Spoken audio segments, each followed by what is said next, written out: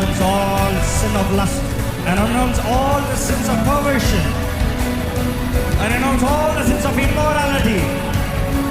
I renounce all the sins of uncleanness. అపవిత్రతను నేను ఎదురిస్తున్నాను. యేసు నామములో ఎదురిస్తున్నాను.